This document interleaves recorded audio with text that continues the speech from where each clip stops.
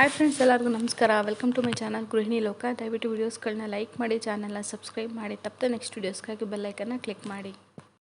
ಸೂರ್ಯಗ್ರಹಣ ಮುಗಿದು ಇನ್ನೂ ಕೆಲವೇ ದಿನಗಳಾಗಿದೆ, ಒಂದು ಬೆರಳೆಣಿಕೆಯಷ್ಟು ದಿನಗಳಾಗಿದೆ. ಆಲ್ರೆಡಿ ಚಂದ್ರಗ್ರಹಣದ ಬಗ್ಗೆ ಮಾತಾಡ್ತಾ ಇದ್ದೀವಿ. ಈ ಒಂದು ಚಂದ್ರಗ್ರಹಣ ಯಾವಾಗಿದೆ, ಹುಣ್ಣಿಮೆ ಹತ್ರದಲ್ಲೇ ಚಂದ್ರಗ್ರಹಣ ಇರೋದ್ರಿಂದ ಹುಣ್ಣಿಮೆ ಪೂಜೆ ಮಾಡ್ಬೋದಾ, ಇವೆಲ್ಲವನ್ನು ಈ ಒಂದು ವಿಡಿಯೋದಲ್ಲಿ ಇವಾಗ ತಿಳ್ಕೊಳ್ಳೋಣ. ಯಾವುದೇ ಗ್ರಹಣ ಆಗಲಿ ಅದರಿಂದ ಅಶುಭ ಅನ್ನೋದು ಏನಿಲ್ಲ.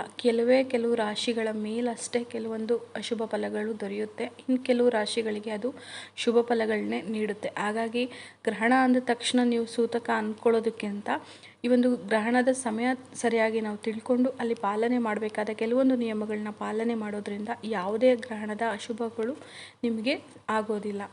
ಕಾರ್ತಿಕ ಮಾಸದಲ್ಲಿ ಪ್ರತಿಯೊಂದು ದಿನವೂ ವಿಶೇಷನೇ, ಅದರಲ್ಲೂ ಕಾರ್ತಿಕ ಹುಣ್ಣಿಮೆ ಕೂಡ ಅತ್ಯಂತ ವಿಶೇಷವಾದ ದಿನ.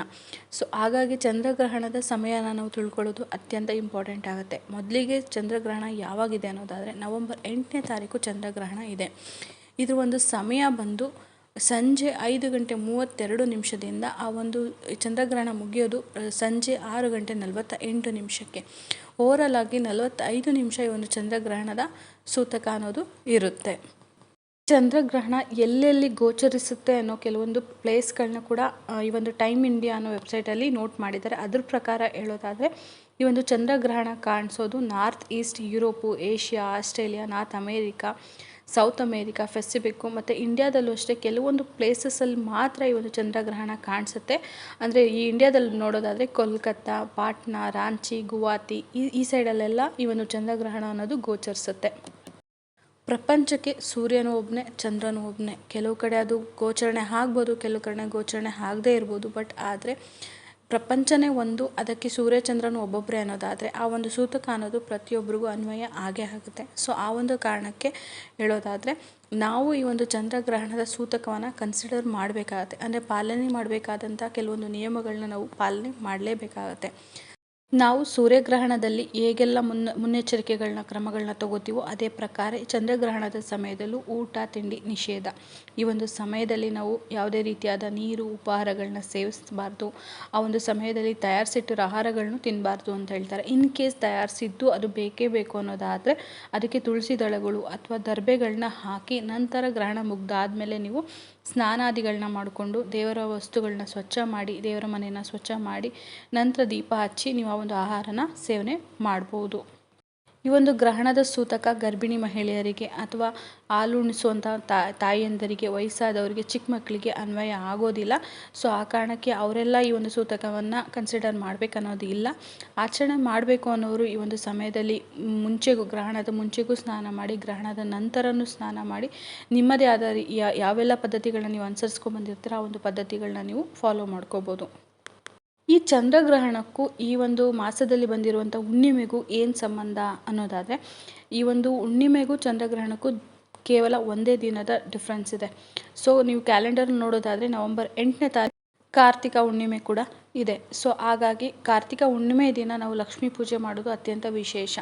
ಸೊ ಈ ಒಂದು ಕಾರಣಕ್ಕೆ ಹುಣ್ಣಿಮೆಯ ಪೂಜೆನ ನಾವು ಮಾಡ್ಬೋದಾ, ಲಕ್ಷ್ಮೀ ಕಳಸನ ಕೂರಿಸ್ಬೋದಾ, ಮತ್ತೆ ಗ್ರಹಣ ಬಂದಿದೆ ಯಥಾ ಪ್ರಕಾರ ಸೂರ್ಯಗ್ರಹಣದಲ್ಲಿ ಆದಂಥ ಕನ್ಫ್ಯೂಷನ್ಸೇ ಈ ಒಂದು ಗ್ರಹಣದಲ್ಲೂ ಕೂಡ ಆಗಿರೋದ್ರಿಂದ ನೀವೊಂದು ತಿಥಿ ಟೈಮಿಂಗ್ಸ್ಗಳನ್ನ ನೀವು ಕರೆಕ್ಟಾಗಿ ತಿಳ್ಕೊಂಡು ಈ ಒಂದು ಸಮಯದಲ್ಲಿ ನೀವು ಲಕ್ಷ್ಮೀ ಪೂಜೆನೂ ಆರಾಮಾಗಿ ಮಾಡ್ಬೋದು, ಯಾವುದೇ ರೀತಿಯಾದ ತೊಂದರೆ ಇಲ್ಲ.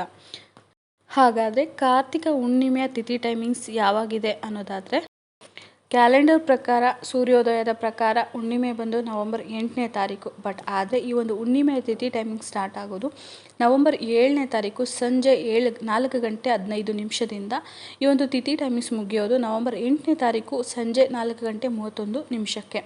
ನೀವು ಕ್ಯಾಲೆಂಡರ್ ಸೂರ್ಯೋದಯ ಕನ್ಸಿಡರ್ ಮಾಡೋದಾದರೆ ಹುಣ್ಣಿಮೆ ದಿನ ಬಂದು ನವೆಂಬರ್ 8ನೇ ತಾರೀಕೆ. ಬಟ್ ಆದರೆ ಹುಣ್ಣಿಮೆ ಹಿಂದಿನ ದಿನ ಸಂಜೆನೇ ಸ್ಟಾರ್ಟ್ ಆಗಿರೋದ್ರಿಂದ ನೀವು ಯಾರೆಲ್ಲ ಕಾರ್ತಿಕ ಹುಣ್ಣಿಮೆಯ ಪೂಜೆ ಮಾಡ್ತೀರಾ, ಅಂದರೆ ಲಕ್ಷ್ಮೀ ಪೂಜೆನ ಮಾಡ್ತೀರಾ, ಅವರು ಸೋಮವಾರ ಸಂಜೆ ಅಂದರೆ ನವೆಂಬರ್ 7ನೇ ತಾರೀಕು ಸಂಜೆ ನೀವು ಲಕ್ಷ್ಮೀ ಪೂಜೆನ ಆರಾಮಾಗಿ ಮಾಡ್ಕೋಬೋದು.